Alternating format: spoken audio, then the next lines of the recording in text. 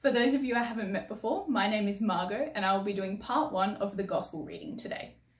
The Gospel reading can be found in John chapter 11, starting from verse 1. I'll give you a moment to find that in your own Bible. The death of Lazarus. Now a man named Lazarus was ill. He was from Bethany, the village of Mary and her sister Martha. This Mary, whose brother Lazarus was now lay ill, was the same one who poured perfume on the Lord and wiped his feet with her hair. So the sisters sent word to Jesus, "Lord, the one you love is ill."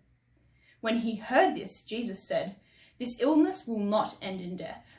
No, it is for God's glory, so that God's Son may be glorified through it." Now Jesus loved Martha and her sister and Lazarus. So when he heard that Lazarus was ill, he stayed where he was 2 more days, and then he said to his disciples, "Let us go back to Judea." "But Rabbi," they said, "a short while ago the Jews there tried to stone you, and yet you are going back?" Jesus answered, "Are there not 12 hours of daylight? Anyone who walks in the daytime will not stumble, for they see by this world's light. It is when a person walks at night that they stumble, for they have no light."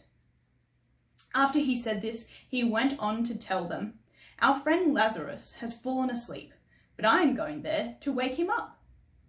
His disciples replied, "Lord, if he sleeps, he will get better."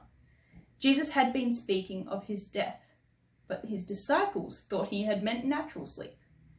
So then he told them plainly, "Lazarus is dead, and for your sake I am glad I was not there, so that you may believe. But let us go to him." Then Thomas, also known as Didymus, said to the rest of the disciples, "Let us also go, that we may die with him." On his arrival, Jesus found that Lazarus had already been in the tomb for 4 days. Now Bethany was less than 2 miles from Jerusalem, and many Jews had come to Martha and Mary to comfort them in the loss of their brother. When Martha heard that Jesus was coming, she went out to meet him, but Mary stayed at home. "Lord," Martha said to Jesus, "if you had been here, my brother would not have died. But I know that even now God will give you whatever you ask." Jesus said to her, "Your brother will rise again." Martha answered, "I know he will rise again, in the resurrection at the last day." Jesus said to her, "I am the resurrection and the life. The one who believes in me will live, even though they die. And whoever lives by believing in me will never die.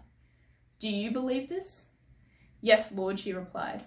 "I believe that you are the Messiah, the Son of God, who is to come into the world."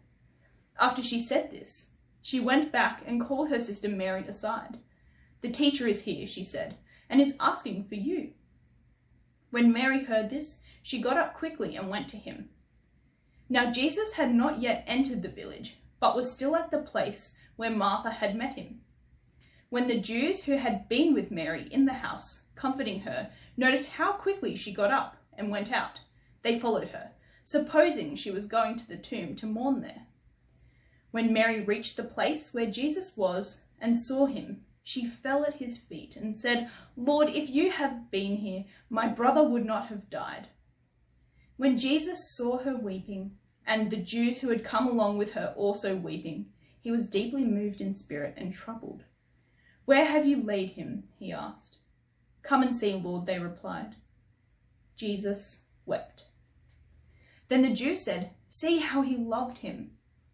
But some of them said, "Could not he who opened the eyes of the blind man have kept this man from dying?"